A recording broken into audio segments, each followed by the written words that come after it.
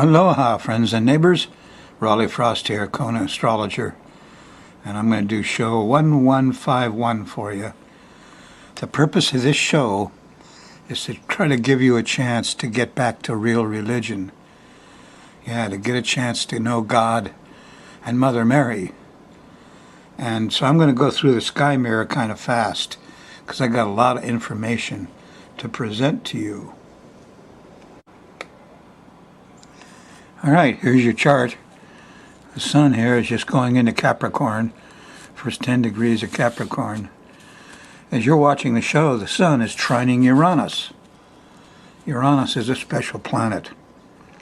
The planet of Quetzalcoatl. It's an astrologer, not a priest.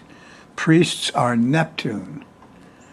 Astrologers are the guys that tell the priests when the best time to do a religious ceremony is. They're the technical experts. More on that later. We're going to run the moon around this planetary pattern. And, oh, look, what do I see? There is Venus trining Neptune. So Neptune's being very sweet right now. And being kind of a good guy. Let's go around, take the moon around the edge of this thing. Now, Neptune stopped on November 25th. And went powerful. We're a ways from that now. And we did have a new moon that squared Neptune. So Neptune, you know, he's having some trouble. And you could have, here it is, Friday morning, Thursday night on the 20th, we have Jupiter and Mercury there. Everybody talking too much, going too far, getting too much. Too much, too much, too much. Friday morning. Here's the square to Neptune and the new moon. So you could have a hangover or bad smells or just get confused and lose stuff on Friday morning, the 21st. Yeah. On Friday afternoon, here's Mars, the square to Mars. Everybody's a little angry, impatient. They're all running around. Well, it's Friday. It's a Friday before the holiday. And so there's a rush. And everybody's rushing. Uh-oh. There's also, there on Saturday, there was a full moon. This full moon is at 0 Cancer. And it sextiles Uranus. And so it gives Uranus some power. Yeah. Power to the astrologers and to the science. It opposes the sun, of course, so you won't get much done Saturday morning. But technically, you know, this is really good stuff. Do your shopping on the internet. On Saturday, the moon's in Cancer. As you go through Saturday, you get to late Saturday night. Here is an opposition to Saturn.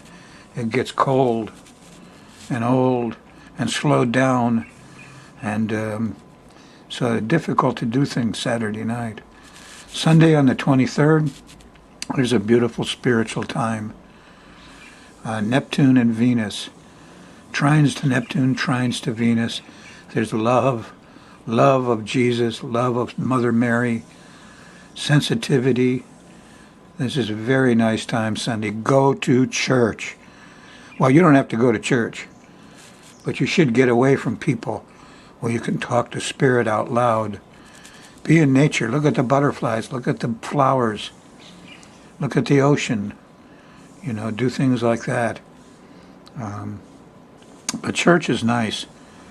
And any kind of church can be very nice Sunday morning.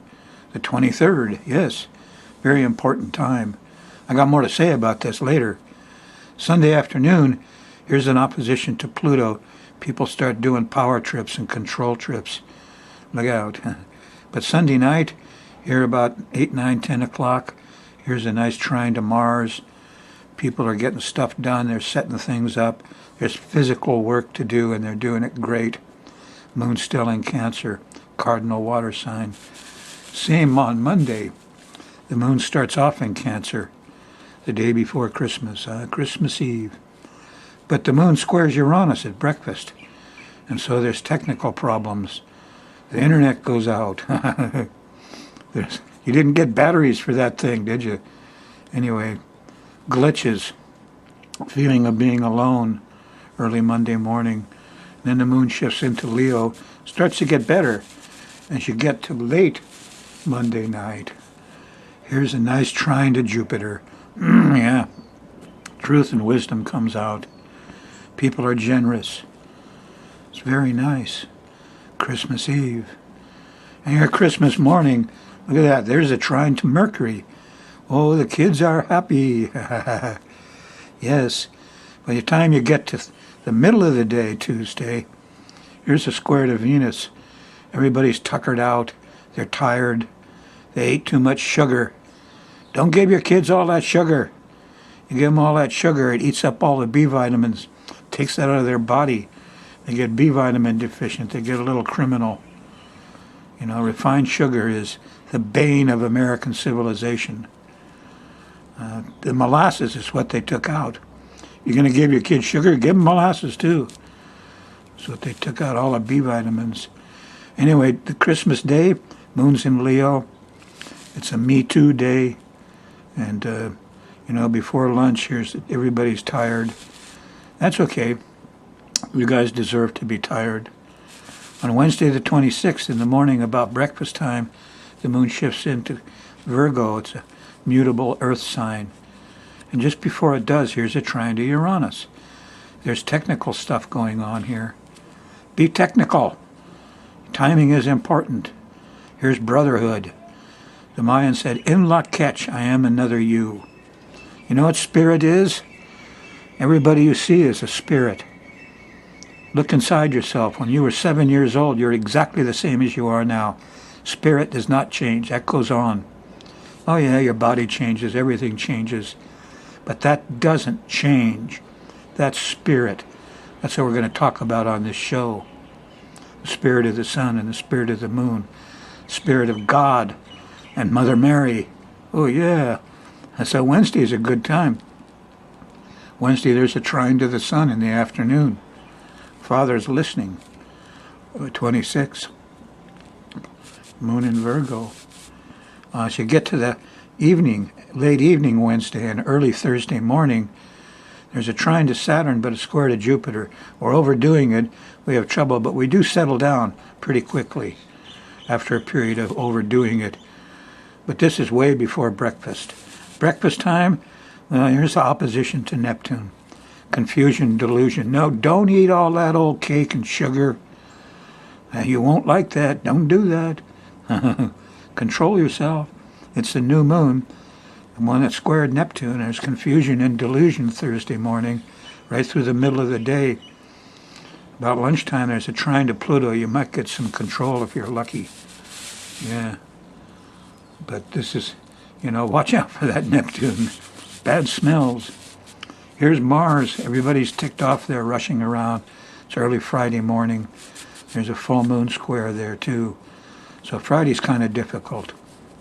There's also a square to the sun Friday night, the 28th. So not much going. Hard to do things. Don't rush. Don't rush. People are angry. Saturday, the 29th, there's a square to Saturn, but a sextile to Jupiter. So let's see, which one comes first? Oh, Saturn, you get stuck first.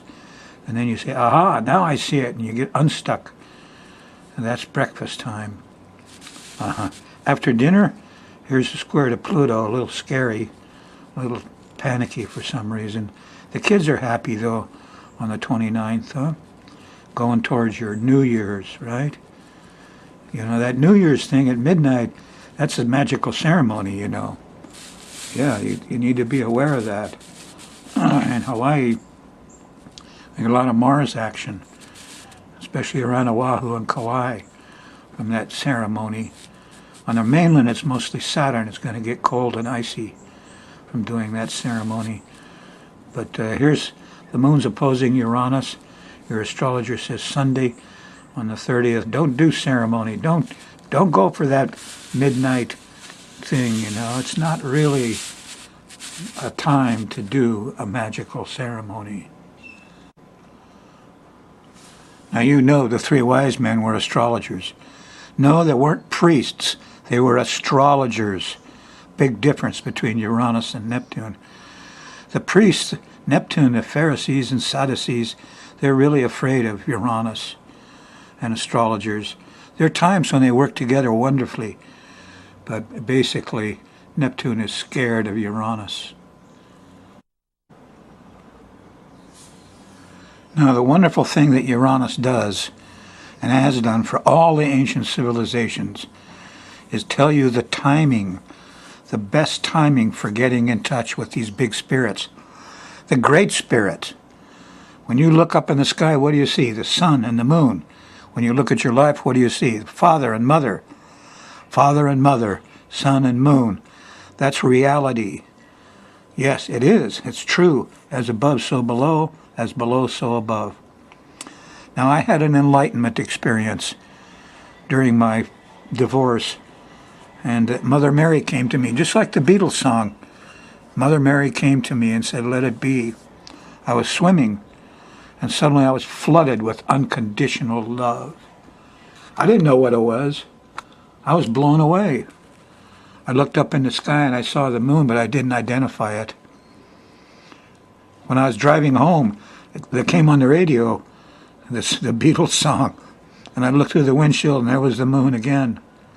But I still didn't figure it out. I thought maybe my car was talking to me a little bit. Of course, Mother doesn't talk. No, she has pictures and emotions. You know, that's the way she communicates. And it's wonderful. I had, I don't know how, maybe 10 experiences in the next week when Mother Mary came to me and just flooded me with unconditional love. When I was at a time in my life when nobody loved me, Mother loved me.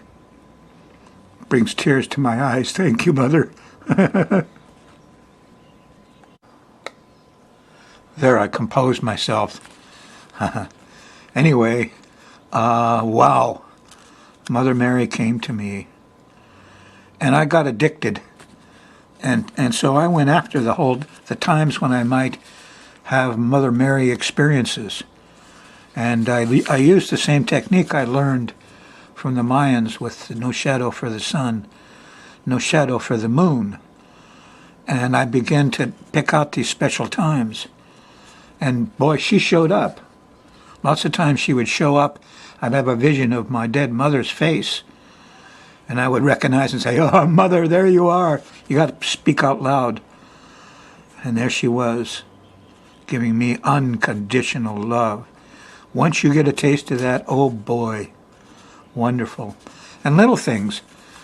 Here's a funny one. Once I was washing dishes. I had all these boys. I was trying to feed them organically. And I had a pile of dirty dishes in the sink. And I was grousing and I was washing these dishes. And suddenly there Mary was, the mother. The moon was in my head. And I picked up a dish, and it was a big round white one with no markings. And suddenly, in an instant, I knew how lucky I was. She told me I was a lucky man feeding these young boys organically. And feeling the warm water with the soap and washing these dishes was such a wonderful thing. She taught me to love washing the dishes. It all happened in, just a few seconds. Mary showed up and did it for me. Wonderful, wonderful stuff. I think everybody has an experience of meeting Mother, but they mistake it for other things. That's why you have a TV show about a horse that talks. It wasn't a horse, it was a mother. Here's a trick. Mother uses telepathy, pictures and emotions, no words. No, it's very similar to if you really get down and talk to your cats and dogs. They're like that too. I used to teach boys telepathy with a dog. I'd say, "Tell this dog to sit." They'd say, "Sit." The dog would just look at him. And I'd say, "Now tell the dog to sit. Have a picture in your mind of the dog sitting." And they would make a picture in their mind and say, "Sit." And that dog would sit so quick, proved the dog was looking at the pictures in the mind. So that's what you got to use, is that kind of telepathy when Mother appears. Yes. Ask questions out loud. Yes, it's like talking to a dog or cat. It's really true. Emotional, wonderful, wonderful, unconditional love. And Mother is especially good at things like people and washing dishes. I really looked for religion when I was young. I read up on everything I could. I got lost. Scientific education at Berkeley. In my late 20s, I was an atheist and an agnostic. And it wasn't until Mother Mary came to me and opened up the whole thing. Turns out all the ancient cultures say you have to open up telepathy. St. Francis starts talking to dogs and cats. When that happens, your telepathic midbrain wakes up, and then you're in shape to really be spiritual. Okay, now my job as an astrologer is to tell you when the best time to try to contact Mother is. And here I go. Get out your pencils and papers. Now you can also review this show on YouTube to get this information. But what happens is, you see, that we're at 21 degrees of latitude declination. And the moon gets there, once a month. It moves up there and stopped in this case at 21 and went back. So between 19 and 21 degrees of latitude is where all the Hawaiian Islands are. And as the moon goes by there, she hits the top of the chart right up here, and she hits the bottom angle at home when you learn about washing dishes. So these 2 points are really important. And so I did a lot of calculations here for you, and they all have to do with December 21st through the 24th, and the declinations from 1946 up to 21 and back to 1958. So this has to do with the time of day when the moon is at the top, and you'll see her right up. You go outside, you'll see the moon. And at the bottom at midnight, of course, you can't see her. She's under the earth, but she's very strong. So here's the dates and the times. There's 2 every day. We're going to start with Thursday, the 20th. If I were you, I'd be practicing on all these days if you really want a special spiritual Christmas. So on December 20th at 11:02 p.m., Mother is there. Yes. And on Friday, the 21st, at 11:30 a.m., she's there. And then at the bottom, she's there at 11:59 p.m. On December 22nd, she's there at 12:32 p.m.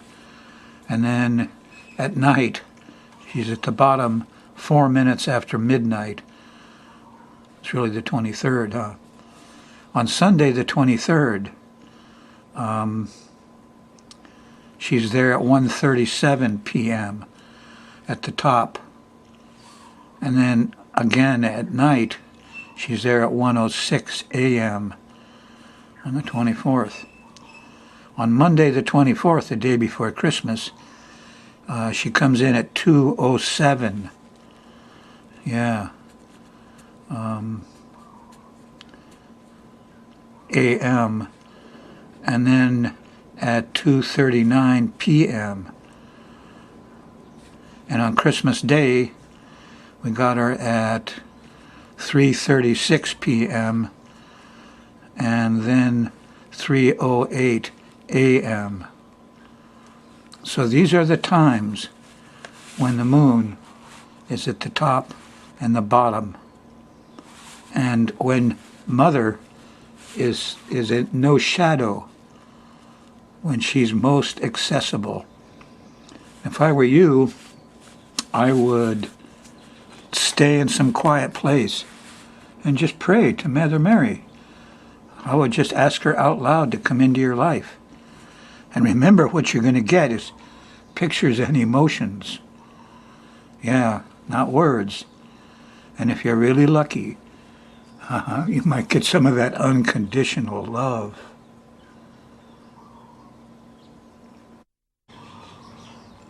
Okay, here's a little review. She's strongest. Now, it just so happens in Hawaii, you're in the perfect place this year. This doesn't happen every year. December 21st to 24th. At our declination, at our latitude. And you can start on the 20th. You know, and there she is. 11:02 p.m. Then on the 21st, she shows up 11:30 a.m. She's there at noontime. And then she comes in at midnight, 11:59 p.m. on the 21st. So there's a noontime and a midnight time on every day here. Right? The 22nd, it's 12:32 p.m. and 4 minutes after midnight. On the 23rd, it's 1:37 p.m. and then 1:06 a.m. in the morning, the 24th. The 24th, she comes in at 2:07 a.m.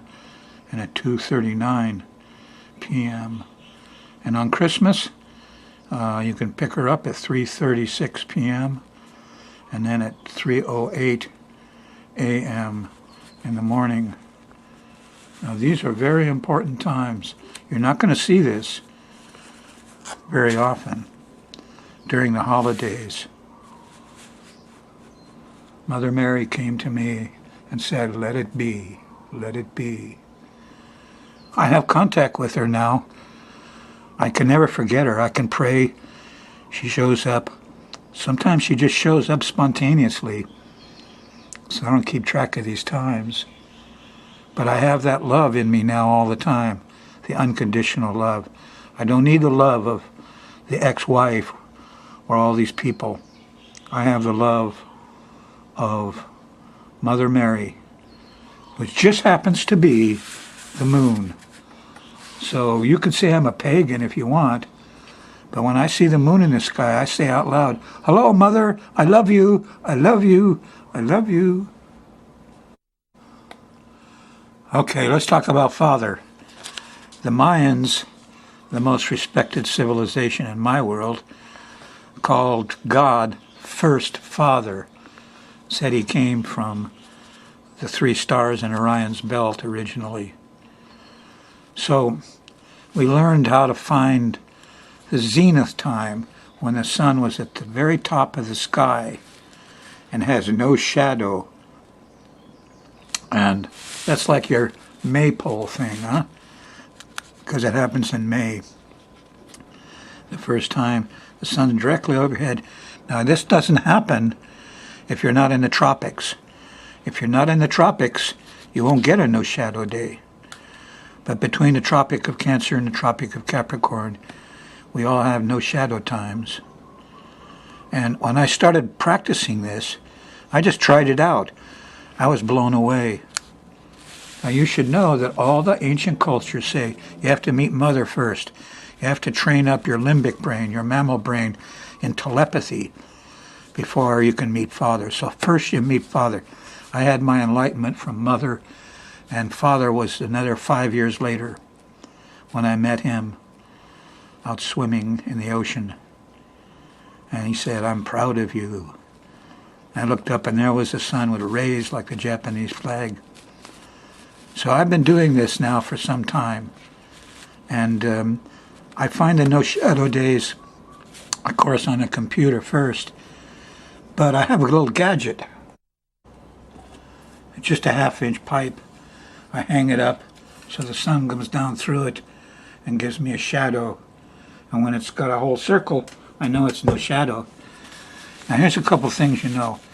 Obelisks are set up to show no shadow. When the sun's directly overhead, the shadow will creep up each sides here, and it'll show a no shadow. In Hawaiian, they had these towers 40, 50 feet high. A guy down here in the bottom could look up and see stars, and they could find the zenith and know when no shadow was. Yeah, the Mayans did it with a pole. There's American Indians that had caves with a hole in it, so if you're in the cave, you look straight up and you got the zenith to find when the sun is there. Now, it isn't just no shadow. There's a second time when Father is very accessible. It's the equinox.